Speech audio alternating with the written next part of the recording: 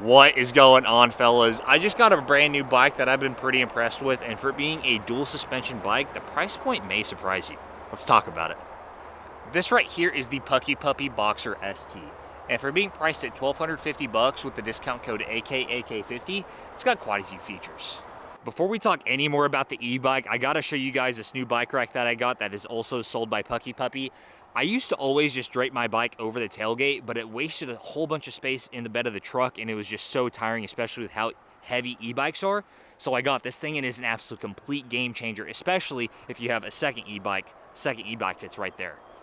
Puckipuppy is running a deal where if you buy any two of their e-bikes, they will send you the bike rack for free, which is it's like a $500 value, so it's totally worth it. Now, let's get back to the bike. So I wanted a new e-bike with that dual suspension to have a little bit more of a comfortable ride on my thermal hog hunts, but I also wanted something a little bit more minimalist to use as a daily ride around bike. So that's why you're not seeing any gun racks on here. I wanted to test out to see how well I can use it without having any sort of major fixations on the bike itself. And that's why I also went with that white color to match my truck. I'm not really worried about a dark color or camo just because I'm hunting at night. It doesn't matter, but they do have those dark colors and those camo colors if you're wanting this specifically for daytime hunting. With it being a dual suspension bike, you of course have the suspension in the front as well as in the back. It of course comes with the back rack. I did get a front rack that's sold separately as part of a kit. It's a little bit small for my liking, but it still works. Then along with the kit came a water bottle holder and a phone holder. Not a big fan of how that phone holder works. It's not positioned the best way possible. It can only be positioned on the thick parts of the bar, but it works okay. It comes with a few other things, but that's just the main thing that I use from that kit. Now let's go for a quick ride. Of course, safety first, so I got my hard hat veterans helmet set up with my night vision goggles on them. I'm probably gonna take the nods off just because I don't need them right now. But after that, we're gonna do a towing capacity test with this thing. Also, look how wide the seat is. Makes it super comfortable to ride. We're gonna do some first person POV with this. So just hold down the power button and soon enough, it'll say hello. Hopefully you guys can see it. Turns the screen on, and then just like any normal e-bike, you have your up and down arrows for your pedal assist. I always just go straight to 5 just because I like to go fast. If you're wanting a little bit more resistance, if you're wanting to pedal, go down to your lower numbers, but no matter what, at least be on 1 so you can use your gas pedal. Speaking of the gas pedal, I really like that it's on the right side. There's a few other brands that do it on the left side, which is kind of weird.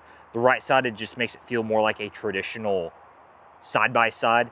So there's a big plus. If you use just the gas pedal, get you up to 20 miles an hour. If you do the pedal assist without using the gas pedal, it'll get you up to 28. So now let's just start off. Decent quick start. I don't know if we're gonna hit 20 miles an hour just because we're on rough country. If you're on paved roads, you can get to 20, no problem. Well, we're already at 17, so it's a good start. It was a little bit rougher right there, but it handled it pretty well. Oh, I just missed my turn. Let's turn this way. All right, let's see if we can get to 19 at least. I just got a phone call, which I guess makes your phone stop recording, which sucks, but I just got to 19 right off camera. You know what, let's do some pedaling. Comes with some Shimano gears. Oh, wrong one. Oh gosh, that's thick. If you've never ridden an e-bike before, it is the weirdest feeling where you just start pedaling and it makes you go 4 times faster. But you get used to it, it's pretty fun. Let's go this way.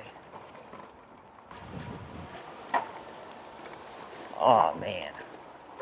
I gotta get my feet up here because of all the stickers. I'm gonna show you guys what my shoes look like in a second. Let's see if we can. All right, this is super thick stuff.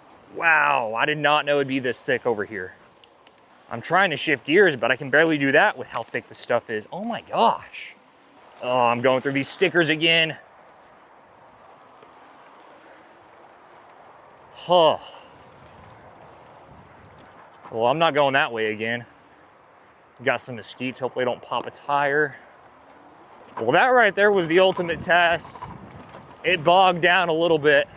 Now there is a slight rattling sound, whenever I hit big bumps, almost positive it's, yeah, that's hitting the top of there. I wonder if I can figure out some way to stop that, but just something to take into consideration. Look at my shoes, guys. These stickers out here, wow, that's gonna be hard to clean off. If you guys have any suggestions on how to clean this stuff off easily, give it to me. Like, give me suggestions, because I'm tired of this. I know the best way to do it is just not wear cloth stuff, but man, let me try to clean those off and then we'll get back to it. All right, before we do the towing capacity test, I'm gonna show you guys how I rig this out for my hunts, keeping it that minimalist way possible without having any gun racks. So starting off with the tripod itself, which is my fat boy. If you have this set at the right height, if you're tall enough, I can insert this right here diagonally or from the side. And whenever I push down, it creates tension. So that side doesn't move. And then I can just hook this up, just a standard, I think it's a 10-inch bungee cord. Wrap it, oh, it's usually a lot easier. Wrap it, pull it tight, and insert it down there. And then that is pretty solid right there, doesn't move much at all. And then with my rifle, I have a super new light rifle.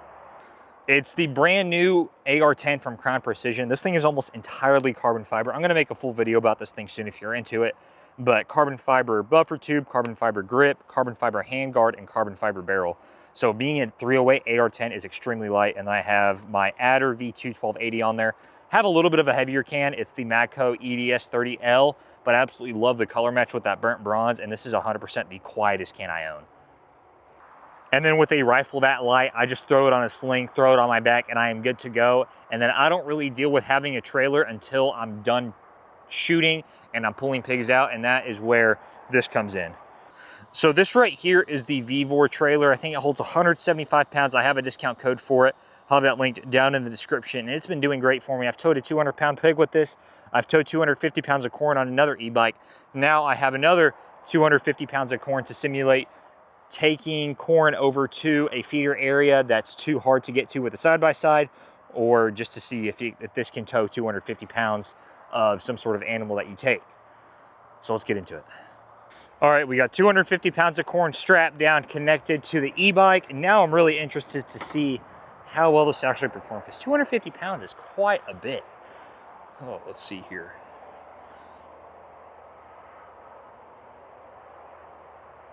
Okay.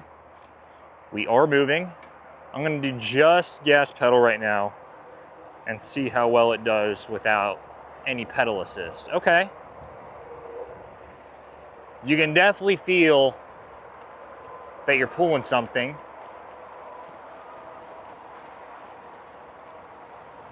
But it's moving.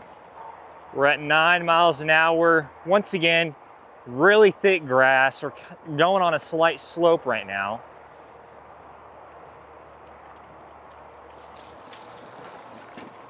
Ooh, once again, that big bump slowed us down a lot.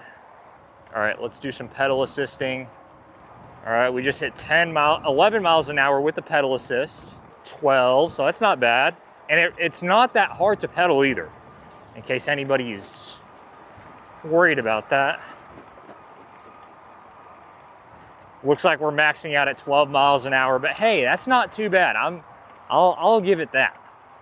Especially for a $1,300 bike. Impressive. Oh. This happened to me last time. Got